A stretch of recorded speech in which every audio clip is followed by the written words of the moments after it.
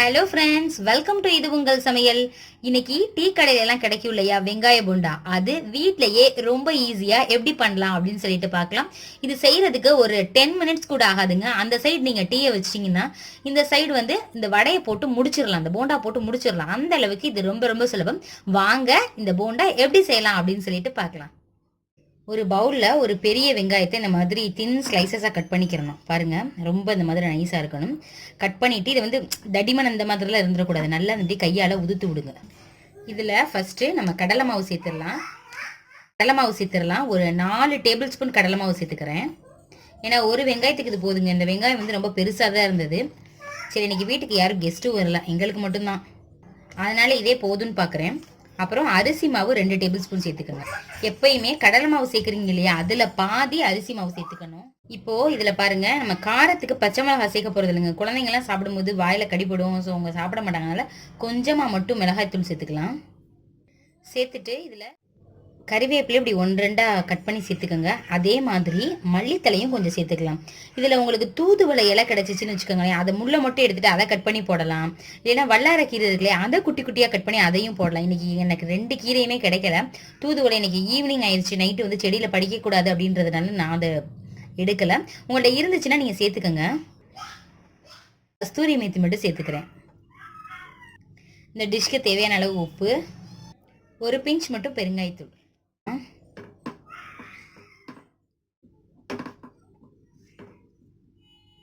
இப்போ இதில் கொஞ்சம் கொஞ்சமாக தண்ணி சேர்த்துக்கணும்.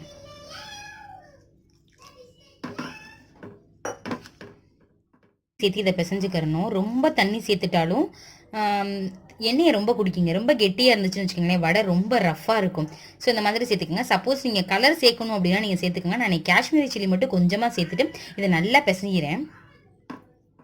நல்லா சூடாயிடுச்சு. இந்த ஸ்டேஜில் ஒரு டீஸ்பூன் மட்டும் எண்ணெய் எடுத்து நம்ம பிசைஞ்சு வச்சிருக்கோம் இல்லையா, அந்த மாவுல லைட்டாக சேர்த்துக்கோங்க. மாதிரி சுட வச்ச எண்ணெய் சேர்க்கும் போது வடை நல்லா மொறு மொறுன்னு வருங்க, அதனால தான் நம்ம சேர்க்குறோம்.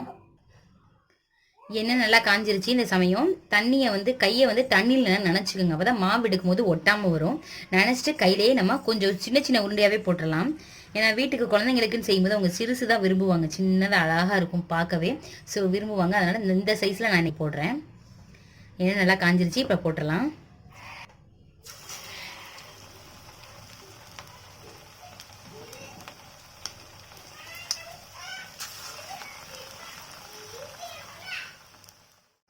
வடை பெருசாக போட்டாலும் உள்ளெல்லாம் மாவாக இருக்கும். நம்ம குழந்தைங்களுக்கு கொடுக்கறனால இந்த மாதிரி குட்டி குட்டியாக போட்டோம்னா கடலை மாவு அரிசி மாவு எல்லாமே நல்லா வெந்துடும். கடைங்களெல்லாம் பார்த்தீங்கன்னா மைதா மாவு சேர்ப்பாங்க.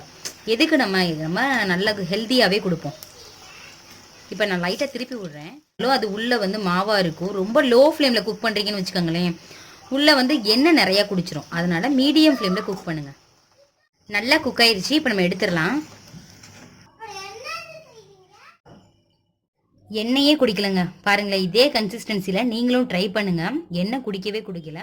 இன்னைக்கு வீடியோவில் வந்து கொஞ்சம் டிஸ்டர்பன்ஸ் இருந்திருக்குங்க. ஸோ எல்லாத்துக்கும் நான் சாரி கேட்டுக்கிறேன். இன்னைக்கு வந்து ஈவினிங்க்கு மேலே தான் இந்த வீடியோ ஷூட் பண்ணுறதுனால பசங்க வீட்டில் இருக்காங்க, அதனால் விளாண்டுட்டே இருந்தனால சவுண்டு கேட்டுருச்சுங்க. So I am so sorry. Transfer பண்ணியாச்சு. பார்க்கறதுக்கு ரொம்ப அழகா இருக்கு, சாப்பிட்றதுக்கும் ரொம்ப டேஸ்டியா இருக்கும். ஸோ நீங்களும் இதே மாதிரி ட்ரை பண்ணி பாருங்க. வீடியோ எடுக்க விடலைங்க, ஸோ அதனால நான் வாங்கி வச்சிருச்சு, ரிமைனிங் பேசிட்டு கொடுக்கலான் இருக்கேன். ஸோ ட்ரை பண்ணி பார்த்துட்டு எப்படி இருந்துச்சு அப்படின்னு சொல்லிட்டு எனக்கு கமெண்ட் பண்ணுங்க. உங்க ஃப்ரெண்ட்ஸ் லேடிஸ் கூட ஷேர் பண்ணுங்க. இந்த வீடியோ உங்களுக்கு பிடிச்சிருந்துச்சுன்னா மறக்காம இது உங்கள் சமையலுக்கு சப்ஸ்கிரைப் பண்ணுங்க, லைக் பண்ணுங்க. Thank you friends.